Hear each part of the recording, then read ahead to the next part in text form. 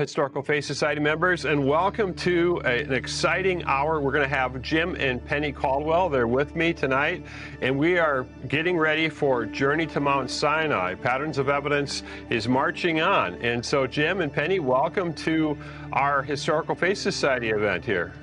Thank you, Tim. Thank you so much, Tim. We're so glad to be here and so excited about the upcoming films. We truly are. Yep. Well, we're going to chat a little bit and give a little bit of background, but for those people who are new to this, if they look on the screen, over on the right-hand side, there's a place that says chat. And this is your opportunity to write in a question for Jim and Penny Caldwell. And I met you, this is crazy, but almost exactly 20 years ago.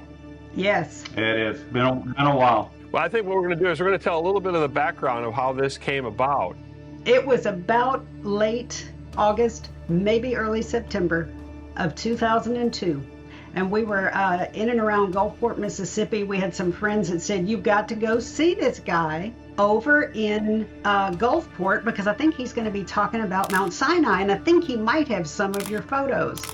Well, we decided at the last minute we would go do that. Long story short, we got into a audacious hailstorm that likely almost swerved us from going. We ended up getting there, and as it turns out, it was a guy by the name of Michael Rood.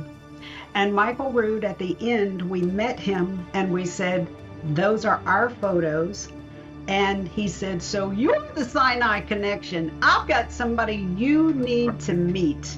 And the name of that man was Mr. Tim Mahoney. And we made a phone call and began to speak with you. And that was literally almost exactly 20 years ago. We told you that we had a lot of film and stuff of the Sinai area. And at that time, it was very hard to come by film, as you well know. And you and Mr. David Wessner and a gentleman who became a very dear friend as well by the name of Leonard Muller, and y'all all landed in our living room. It's so funny. I keep saying it, but it's so funny. It's just right at 20 years ago. For people who don't know your backstory, it's that you lived in Saudi Arabia working for the oil industry. And Jim, just share just a little bit about how you became an Exodus explorer, the two of you, and starting to look for the route of the Exodus. So I took a job in Saudi Arabia in 1988, and the job was, I promised her that we would be there for 2 years, and we were saving up enough money to come back to the U.S. and start a hardware store. And guess what happened? Things changed. Very much so. God had a different direction for us, and it wasn't a straight line from point A to point B, but it was all over the place, including a lot of travel inside Saudi Arabia. Yep. But after the Gulf War, I had a vision. That happened to me where I saw the Ark of the Covenant being carried through the desert back to where it was built. And I had really no knowledge about the Ark of the Covenant or where it was built or anything like that. So this was December of 1991, right after the Gulf War. And it started a lot for me, a lot of research looking into where was the Ark of the Covenant built. And then some background on why that might be a possibility that it could be there. And so I told Penny, let's pack our bags and we're heading to Egypt, because we're going to go to Mount Sinai, which is known, it's in Egypt, right in the Sinai Peninsula, and that we were going there to find the Ark of the Covenant. Now you can imagine the reaction I was getting from her, but she understood, especially from the response physically that I had to the vision and the events that took place. It was a total change. It literally changed my life and my direction. When you had this vision, I mean, not everybody has visions of the Ark of the Covenant. Was it when you were sleeping, or what? How it happened? I was actually at work. I was working a 3 to 11 shift, and it was evening. I was by myself, and it was evening. This was in the Rastina refinery. I covered all digital control systems, and I was done kind of with the evening work that I had to do. It had just got dark, and I went over to our measurement building, I call it, it's like a double wide trailer. Opened the door, went in, and I sat down at my desk, and I left the lights off. So there was just the LEDs for chargers and that kind of thing that lit the room up. And I sat back in my chair, and I looked up, and over my desk was a whiteboard. And that whiteboard lit up like a movie projector. It was as if I was being pulled into something. Mm-hmm. And that's where I started to see these characters, you know, with oxen pulling carts, one man out front dressed like a rabbi, and kind of covered up in desert wear, Thoben Gooch or whatever you want to call it, but darker clothes. And he turned to me, and without opening his mouth, he just spoke to me that this is the Ark of the Covenant, and we are carrying it back to the place that it was built. And you're going to go there, and you're going to find it. And boom, that was the short story of it. And some of these places we went to, Tim, I could tell you that was where I was standing when that vision happened. And it was in the vicinity on the north side of the whole Jebel Laws, Jebel's, a Makla complex. But yeah, that's what started us on, and we immediately planned a trip and went to Egypt. Ended up going to the traditional Mount Sinai, and it was at that time that once I started to see, the way it looked, and we were going to climb up to the top of the peak where supposedly Moses received the Ten Commandments. And it just didn't make any sense. I mean, we were looking at it. I had studied. I've got right here. We had smuggled in an amplified Bible, and I had tore the pages out in little sections like this, and I would fold it up and carry it in my pocket into the refinery. Yeah. And I detailed everything that you should find at Mount Sinai if you were to go there.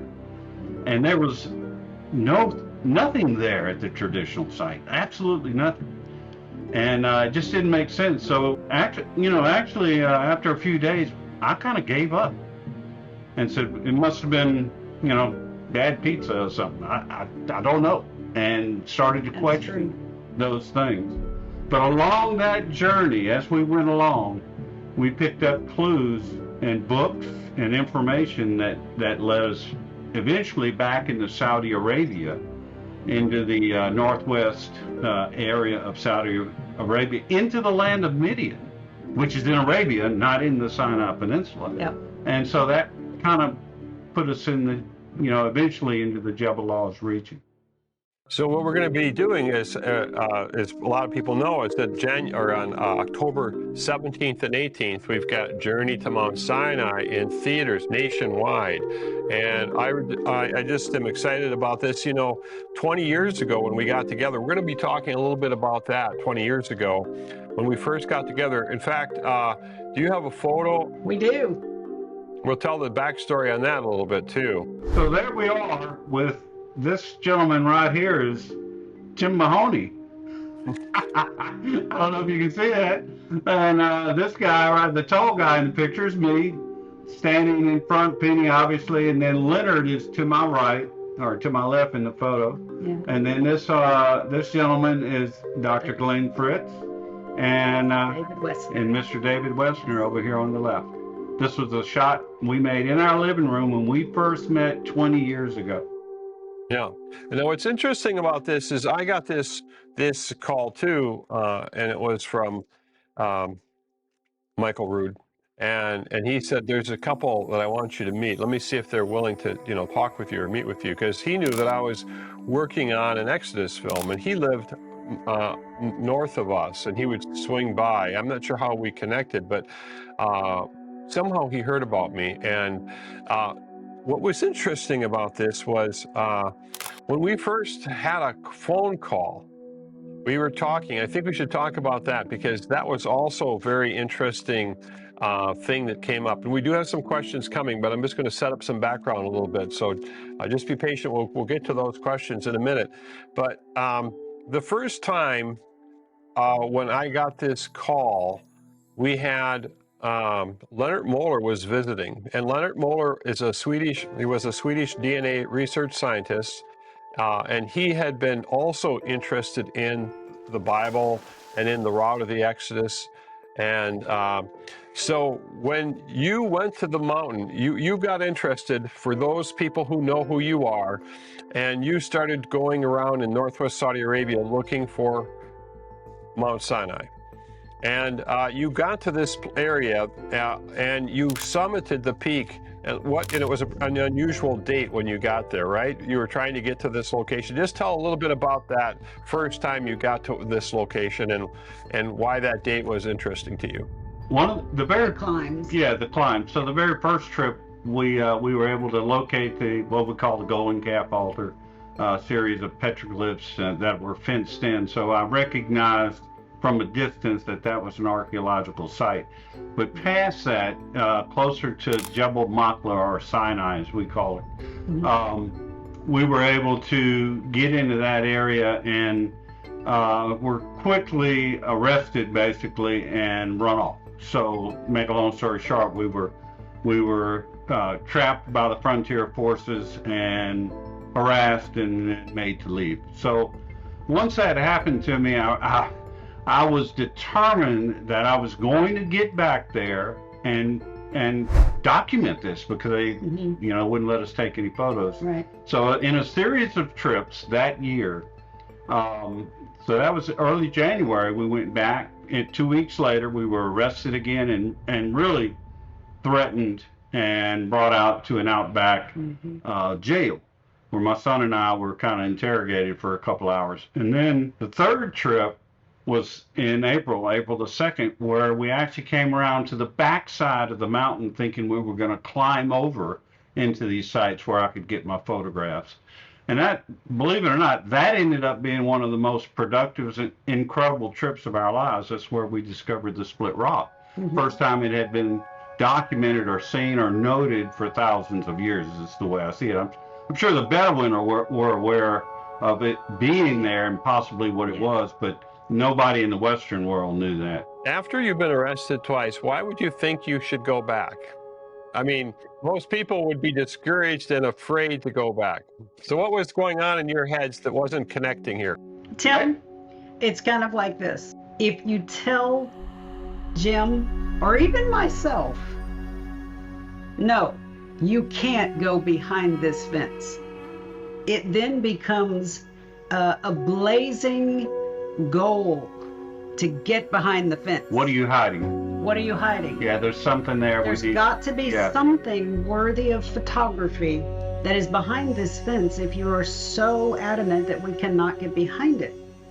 In the long run, I must say, I have to congratulate the Saudi Arabian government for putting up those fences, because in the long run, it actually protected all of these sites. And at the time, we may have been very aggravated about it, but the reason that we took the risk is because we were certain that there had to be something of historical value behind those fences, and we were determined to take photographs. We didn't want to harm a thing. All we wanted to do was see what was back there. So it became a personal goal that we really needed to see what was back there to document it. That's what we set about doing. But what you were asking about, eventually we saw these two peaks of the two highest mountains in that region. One is Jebel Makla, that is the darker peak. It's slightly lower than Jebel al-Lawz, which is a brown granite massif. I mean, it's the great terrible, very, very hard climbing to get to the top of that one. But Jim was determined that we had to summit both of those peaks. And as it turned out, at a certain time of the year, the Saudi Arabians had a national day, and as a result, from the refinery, he would get some time off. And it just so worked out that we made it to the top of Jebel Makla, which is the darker one we think to be Sinai, on 9/24 of 1992. And we summited the top of Jebel Lawz, the 2 years later. Exactly 2 years later, Yeah. which again, After 4 attempts. Yeah. It's not like we waited till that time to make the trip. We made 4 attempts to top Lawz before we found the way up. but it was exactly 2 years apart. And what that date was the first one was Jim's 38th birthday, and the second one was his 40th birthday. And as a result of that and such incredible experiences, Jim actually redesigned our wedding rings and had them made with these 2 dates. A little commemorative ring. I remember sitting at my office when we first talked with you, and you and Penny, and Dr. Moeller was visiting, and he was at my office when we called and talked with you. And now what was curious about that when you brought up that date was that, well, you could probably explain what happened, because he was very curious about that date. And he was curious. What he was asking me was, what kind of tree was above at the top of the mountain? And I said, well, that's really not the top of the mountain. I said, on the date, 9/24/92, we made it to the top of Sinai. There are no trees up there. And then 9/24/94, we made it to the top. And guess what, Leonard? That was my 38th and my 40th birthday. And when I said that, everything went quiet on the phone. We thought we had lost you guys. And I thought, oh, they hung up. I mean, we lost the connection. What's going on? And then Leonard starts to ask the question. He says, okay, now, so what year were you born? And I said, well, I was born in 1954, 9/24/1954. And it got quiet again. And then I said, man, what is going on? Did I insult somebody? Anyway, he comes back and says, Jim, you won't believe this, but my birthday too is September 24th, 1954. The exact same day. And here he is, a man on a quest as well about concerning Mount Sinai in Arabia, on the opposite side of the world. Right. And we suddenly come together through you in this phone call. I mean, it was from Gulfport to Minneapolis. And within 2 or 3 weeks, he flew back to Sweden, and then he came to our house and spent a week with us. Tim, you were like the conduit right there. Yeah, absolutely. And then we made some trips up there too. As a matter of fact, I think we have another photograph from that time. If you want to pull that up. Well, what was going on was, for the Historical Faith Society audience, what was happening was that I was trying to make a film, and I had no idea what I was doing. All I knew is that this story kept getting bigger and bigger and bigger. And, I didn't know if we were making a film about the Exodus. I mean, I knew that, but I didn't know what part of the Exodus, because it goes all the way from Abraham through Joseph, through, oh, here we are. That's over at my house when you came to visit. Yeah. There's, and that's the other kind of fun thing that we would do, is we would play music. You guys are a great singing duo and guitarist. Jim, you're a fantastic guitarist, and we had a real great connection there. I'm not sure if it was Minneapolis or St. Paul. Tim, you would know, but you brought us to a coffee shop, and we wound up all there together that night. It was just a wonderful evening. We have a question here. For some people, there was another person who lived in Saudi Arabia who also got involved with the search from the other side of the world, from Korea, and his name was Dr. Kim. And Dr. Kim, why don't you just tell us, the question is, have you kept in touch with Dr. Kim? Yes, we have. This was a most interesting thing as well, because we ended up with Dr. Kim also with you in Minneapolis. We flew to Korea and saw him and met him and his wonderful wife and his family in December of 2006. And, there's always this little wonderful thing that goes on, and I don't quite know what to call it other than it's more than coincidence. Of course, we believe that it is the God connection. And when we got to Korea and we met them, it was so amazing because we had such a camaraderie because they had so many of their experiences, because at the time, again, it was not open. You could not just travel freely there, although Dr. Kim was able to travel a little bit more freely simply because he was directly working for the prince, one of the more powerful princes at the time. But what is so funny to us, and he is a dear, dear brother, and he and his wife found so many things. But what is amazing to us is that at the end, we were leaving in like 1999 from Arabia to come back to the U.S. Dr. Kim was just starting to go out to the mountain in the year 2000. So it's almost like we handed off batons to one another. And this is Penny and this is Jim. And we turned it over to his wife, Jenny and Kim. That's right. You know, I mean, you know. He loves to use that on his presentation. He does. He loves to talk about Jim and Penny and Kim and Jenny. But yes, in fact, to answer the question, we are very much in touch with Dr. Kim. Dear friend. Very dear friend, and very keen on also continuing to gather evidence from the Arabian Peninsula, which is just one of the most richest historical places on planet Earth. We're extremely pro-Arabia. What was the attitude of people in the area there of the significance of what you found? And once again, what we're looking at is in this next movie, Journey to Mount Sinai, which is in over 800 theaters. If you go to patternsofevidence.com, you can look at a trailer. It's going to be in 800 theaters October 17th and 18th. And this is, you need to get your tickets now.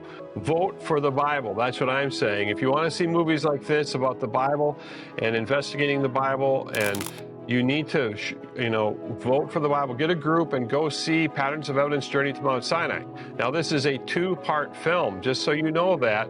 Part 1 is we're looking at 6 different mountains.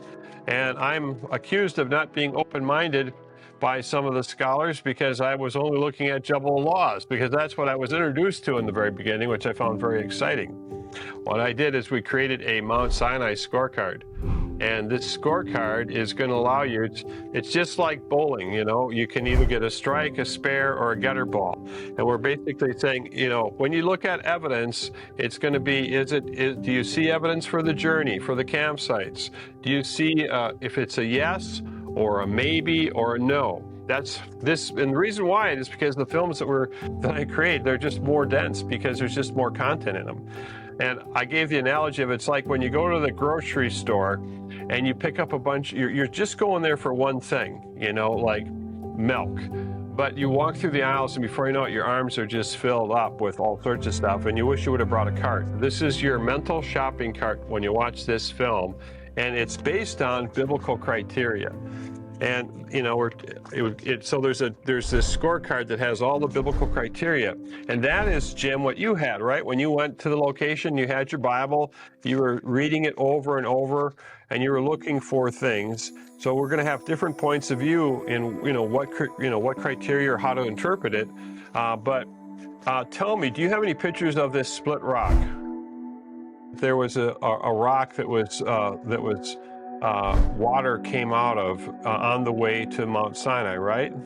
Exactly. Yeah, this is Rephidim, and this is the Penny and I sitting. This was in 2003? This was in 03. 03. This was the trip with you, Tim. This was a trip that we took together, and this is her and I sitting at the base of the split rock.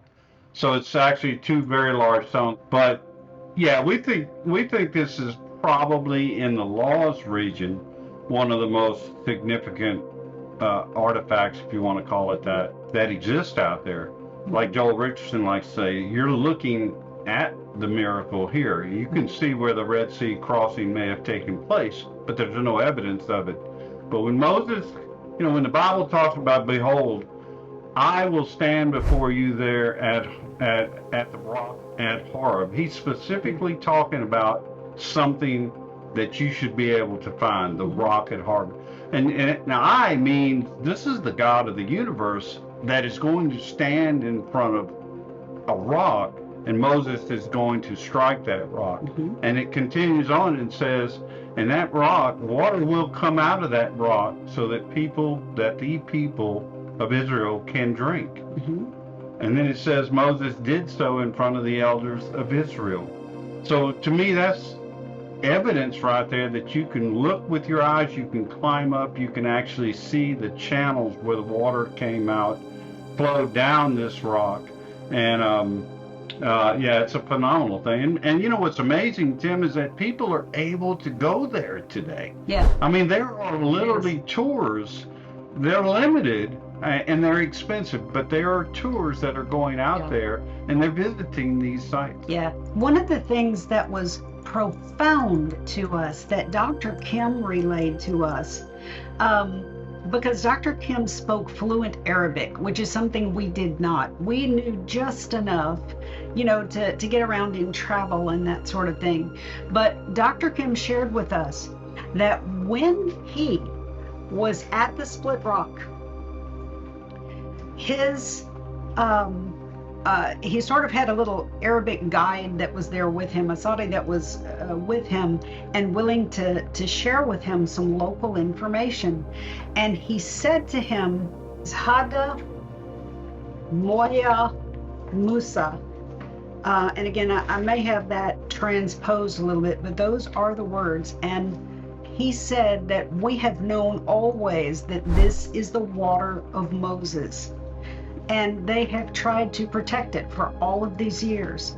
So if the question is about what the locals think about the significance of these things, it appears from what they spoke to Dr. Kim that they have known about these things for multiplied years. He also was told by the same Bedouin that with regard to like the writing on the rocks, that which is called archaeologically Thamudic in this area and also in other areas in the Middle East. And he was told by one of the locals, speaking of these different sort of things there, that Yahud put this here. And Dr. Kim said, what Yahud? What Yahud? And he said, the Jews. Jews put this here. So that to come from someone who is local in the area, I believe that they have always known, you know, that these things may very well be related to the Exodus. And that was absolutely profound to us. So I believe that the local people do know the significance of these things. And in some, you know, in reality, I believe there are many of them that would actually embrace it because Musa is Moses also in the Quran, and he is known as a prophet unto God as well. So I believe that they hold these places to be dear as well, for the most part. So I think that they do know the significance, and I believe many of them would be quite willing to preserve them. If anyone has any more questions, now's the time to ask Jim and Penny Caldwell. They were out searching. Of course, we know that Bedouins in the Egyptian Sinai Peninsula area also believe that, you know, that's the location. So we've got competition with people claiming that this is the location. And let me just say right there, Tim, you truly have done an amazing job of gathering information all over these years. And I don't know how anyone could say that you are biased to any of these things, because we have known you for these 20 years and you have spent hours and hours and hours of travel and investigation looking at everyone's information, just like what you just said. That is an absolute proof that you are looking at all sides of a story and looking for what things have the most evidence. And that's just a fact. And we have always appreciated that very much. Your films, the other films, Patterns of Evidence, all do this same methodology of looking for where the evidence seems to be closely gathered. people can ask the question. Oftentimes, they ask it when someone wins the World Series, or they what did it feel like, or for you. Was there any sense, because I know, once again, some people have had a very strong feeling, when they've been in other locations, that this was inspiring to them. Was there a sense that you had, or could you envision, how did you feel when you were there at that location, once you were thinking about that? Let me show you my obsession. So this is a model that I have created of the split rock. Can you see that, Tim?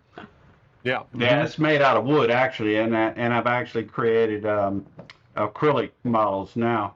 Over the years, just to be able to reflect back on the things that have happened. No, I didn't find the Ark of the Covenant, but I think there's a realization that we did find some amazing things, and we have in the last few years, really worked towards being a kind of a Jesus-centric ministry, and we look at this as being a representation of Jesus Christ in the desert, and it is something that can bring hope. I canceled all of my subscriptions to BAR, to magazines that are related to biblical research over the years, purely because the way they present material is as if the Bible is nothing more than lore and ancient myth, rather than something that's real. And we want to, our mission is to promote these things in a way that is it's going to be a faith builder. It's not just a rock in the desert. It's something that's really significant. It's a shadow of what was to come when Moses and the Israelites were there. This is an incredible miracle. The God of the universe standing in front of a rock, and you're going to strike through it. And then look what happens when when Moses comes back to the rock the second time. We believe he came back to the same rock. And he didn't, God, commanded him to speak to the rock, and he struck it a second time. You don't re-crucify Christ. And this was the terrible sin. People said, well, that seems kind of tough that God wouldn't let Moses into the promised land, but it was a sin, that he re-crucified Jesus as a shadow of what was to come. And anyway, that's where we are in this, and we're doing everything we can. When we first got to this site, after having been to the site in Egypt, after having studied it for so long and been so extraordinarily let down, the strangest thing was when we came into this site, and we managed to get inside the fence. It's a long story, but we managed to get inside the fence, and when we came up into the site where we believe that the altar of Moses was, and we could look up and see the cave of Elijah. If that's what it turns out to be, we certainly believe it is. And when we looked up and saw that and looked around us and realized where we were standing, we both hit the dirt. That's how profound it personally made us feel. Now, are personal feelings archaeology? No, they're not. And we certainly would not propose anything archaeological. We're not archaeologists. And I thoroughly believe in thorough investigations of places. But in the long run, of course, we really do truly believe that as these things are excavated by the professionals, they're going to find some things that are going to boggle their minds in this site in Northwest Arabia, in land of Madyan. I know that we're just seeing some comments that said that it seems this whole experience for you has strengthened your faith, and I'm seeing another comment that says that what you've been sharing has strengthened other people's faith. As they've been encouraged that these events have happened in a time and space, and that there's a location, and so. I know that you had your children along, and they were you drug them in all sorts of experiences. What was that like as a young couple with young children going into a bit of a dangerous space? It could have, you could have been arrested, and you had a wife and children there. Let's just talk about the risks that you were taking to go search for evidence of the Bible. Well, first off, let me just say right off the bat, we have two extraordinary children. Lucas and Chelsea are, they're our eyes, our ears, and our hearts. In fact, we're gonna put a couple of pictures up here. This particular picture, this is when you were filming, Tim. That's some of your camera gear and your lighting systems in the back. They were in high school at the time, and their experiences are extraordinary as well.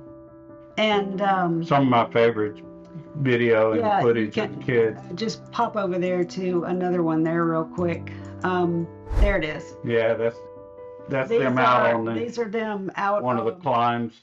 This was on Laws proper. You can see by the brown granite. But we lived on a compound and they had a whole lot of friends. And instead of being able to play with their friends, whenever their parents had time off, we drug them off into the desert and over to the other side of the country. And that was like a 27-hour drive. So these were huge distances. Yeah. I wore out 4 trucks while in 12 years, over 1 million miles. I mean, there was a lot of travel that went into this. I mean, I didn't leave them at home. They came with us. They came with us, and they had their own little backpacks, and they trudged right up those mountains with us. Yeah, they did. And, the experience that they had, and I know a lot of times we drug them places and wore them out, but they were troopers. And I tell you what, they probably found more arrowheads in the dirt than either one of us ever did. But I can tell you, we were also able to take them, because we lived in the Middle East, we were able to take them on trips into Israel and right into Bethlehem and right into Masada and down by the Dead Sea and all of the Sinai points of evidence within Arabia. And although, because we were in the country we were in at the time, we really didn't have like a big church building. They weren't on every corner. In fact, they were quite illegal at the time. But the kids could see from the very beginning that the stories that we were reading them in the scripture literally had potential on the ground fulfillment. It was very clear when we would go by in fact, when we got up to the golden calf altar the first time, we had told the kids, we have to be quiet. We can't be screaming in this valley because we might get run off. And Chelsea whispered out and said, "Look, Dad, it's the cows." There's 12 cows. Okay, good. And we were there standing at the potential site for the golden calf altar. And I would never trade having those experiences with my kids for anything, because I believe it put something deep inside of them that they could literally put a place to a story. And when we saw the kind of effect it had on them, we felt like everybody needs to know this. Everybody needs to see this, because I know we are supposed to walk by faith and not by sight, but in the grand grace of God, I think things are being uncovered in the day and time in which we live, and a lot due to technology and whatnot, and the ability to find things and ascertain what they were scientifically. But I think it is really leaving a massive foundation, particularly for the Old Testament, where sometimes, when I was growing up, it was something that we learned in Sunday school, but didn't necessarily have a picture in our mind as to where that location might have been. And it's just almost wide open now. There's so much evidence coming to light. And again, we super appreciate what you've done in that you're looking at all of it and you're presenting all of it so that, your viewers can see. It's just like what you said with the scorecard. I think that is a magnificent way to glean evidences and the patterns thereof. And we just really appreciate what you're doing, Tim. So I'm going to fill out my scorecard and then let people know what I'm thinking at the end of this. And I really like this interactive side of the scorecard because I'm thinking in the future that I might have more scorecards as we go through the Bible. I want to ask you, what has happened to your faith personally? Because if you wouldn't have been involved with Mount Sinai, you just would have went over to Saudi Arabia, you had a job, and then you came back. I mean, what has changed about your life because you've been pursuing, I don't think you knew you were going to be pursuing anything. I think you just were kind of surprised by it all, right? Yeah, the hardware store dream disappeared. It evaporated. It's gone. Pretty quick. Yeah, I spent the last years of my life devoting every ounce of energy into this, into the research, into just trying to get the message out, helping out wherever we can. We give things away as fast as we can. If anybody asks me a question, I'm free with information, whatever they want to know. I'm willing to share. Same thing with video, and I've shared tons of stuff with many, many different people. And we try to be a conduit for.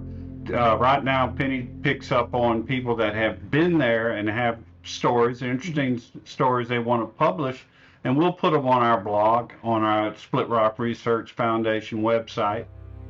Just trying to, anything that any experience that they have.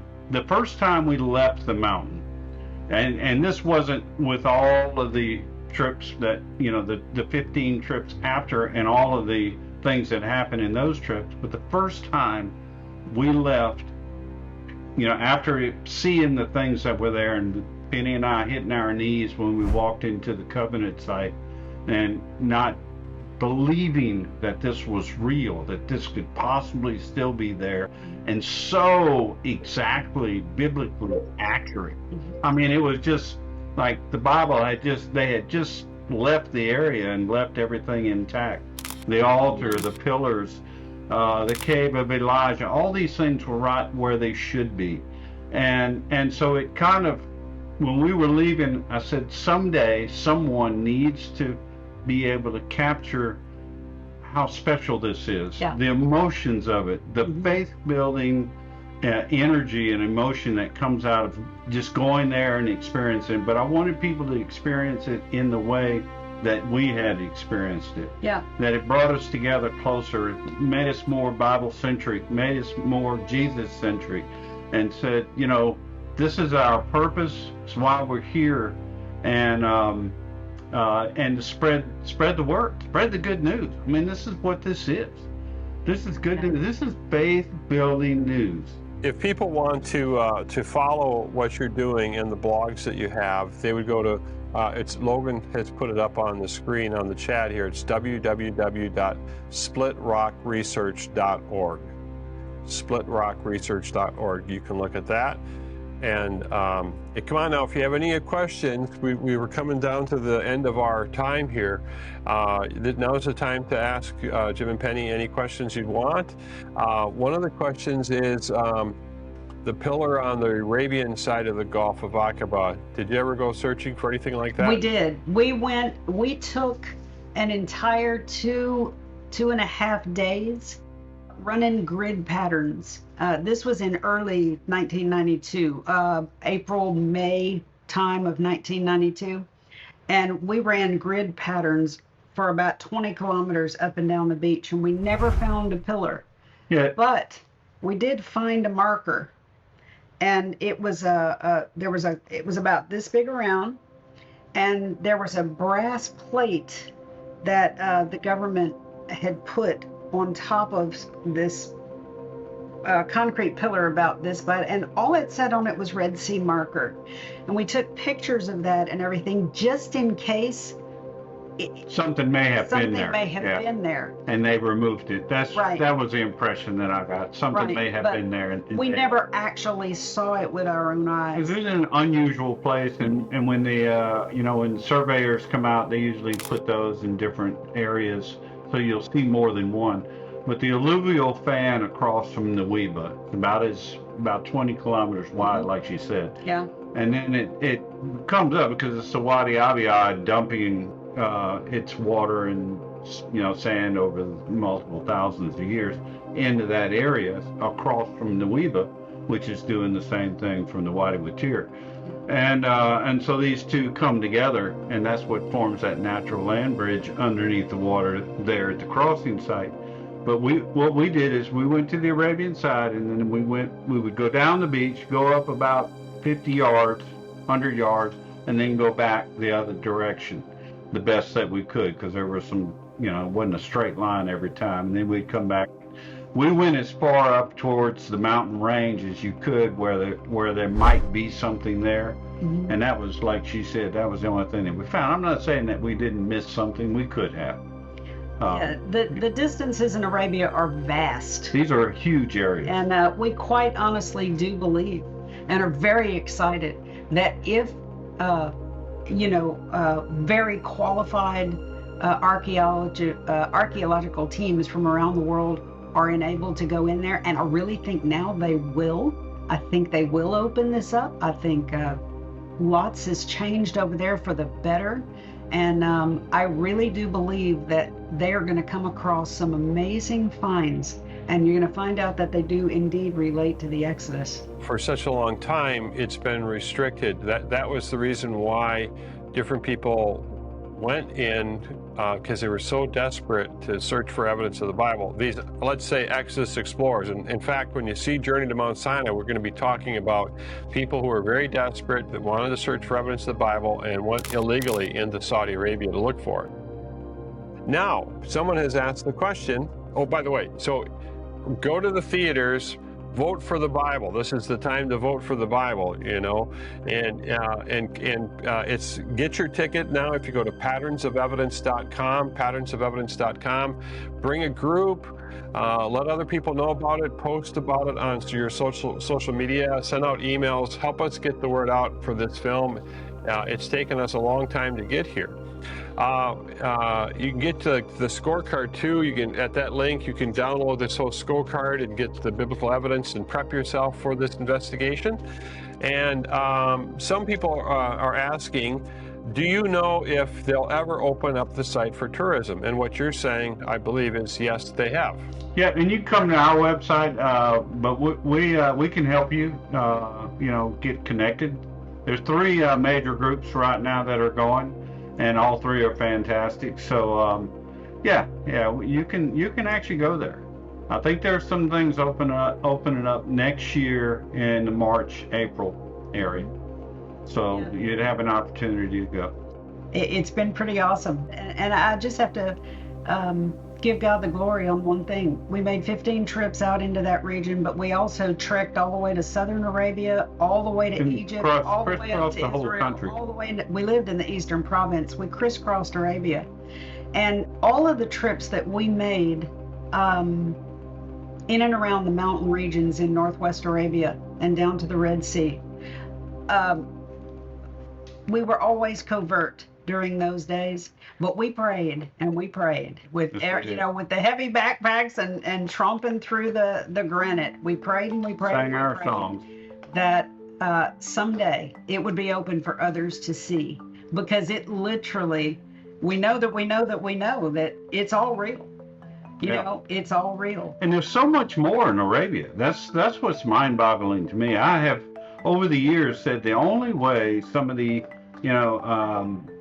other things that are in Arabia, starting from Abraham forward, to be investigated or be accepted as possibilities, couldn't happen unless you put Sinai in Arabia, because it changes the direction of the wandering in the wilderness to the peninsula of Arabia, and it opens up so many possibilities for Abraham's wandering and all these other things. And there are so many sites in Arabia that yet to be explored. So I wouldn't say this is the end of the journey as far as, what's going to be biblical found. things being found. It's incredible. It really is. But I would just encourage everybody, you've got to get to Patterns of Evidence. And I believe it's October 17th. Got to get this mountain identified correctly. The year after we met you, actually less than a year, we actually got permission to go to Saudi Arabia. Do you have any pictures of us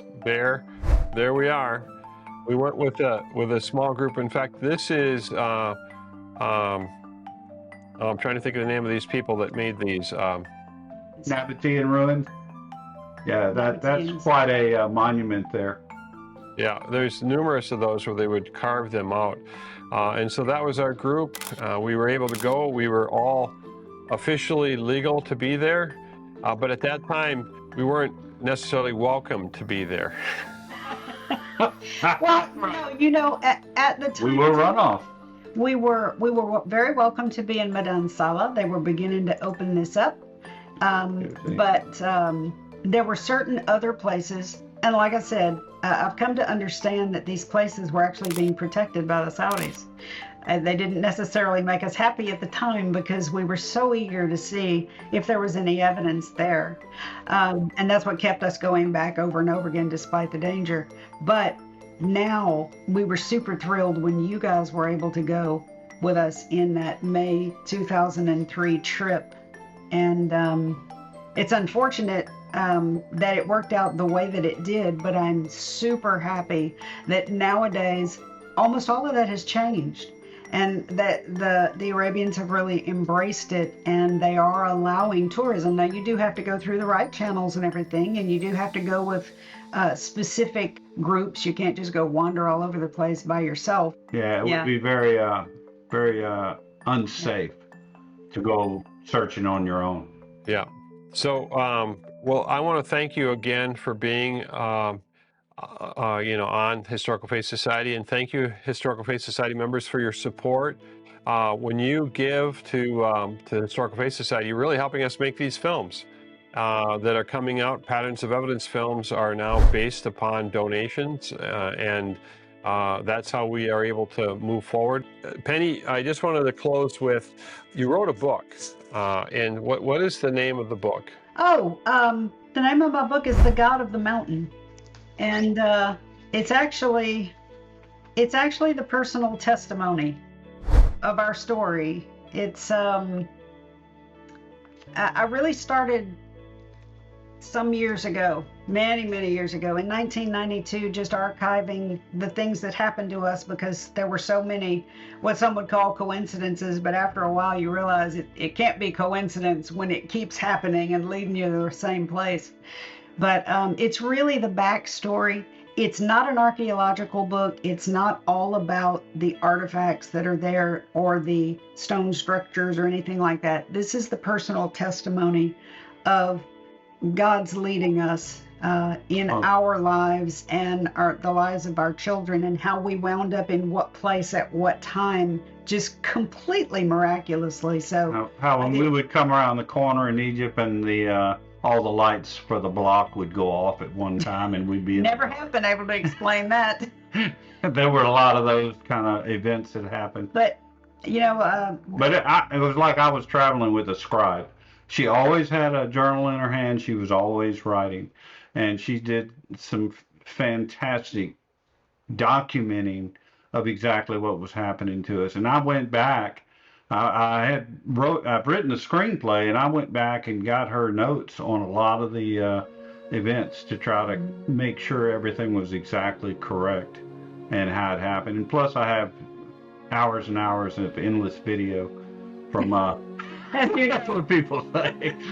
Never ends. I tried to document it as much as I could. Yeah. Well, once again, thank you for you took a lot of risks, and the question is well, where is the real location of Mount Sinai? And you're going to be sharing more of your testimony in the film that's coming up. Journey to Mount Sinai Part 2. We're going to be hearing from you, and I think we'll probably see your kids in that movie, and we're going to be hearing from a lot of other people. So once again, we're looking for patterns of evidence of the Bible, and we're thinking about it, thinking deeply. And if you want to be a part of this, you can go to patternsofevidence.com and sign up to be a thinker. If you're not a thinker, and you can also join the Historical Faith Society and be a member. So thank you, Jim and Penny Caldwell. Thanks so much, Tim. We really appreciate it.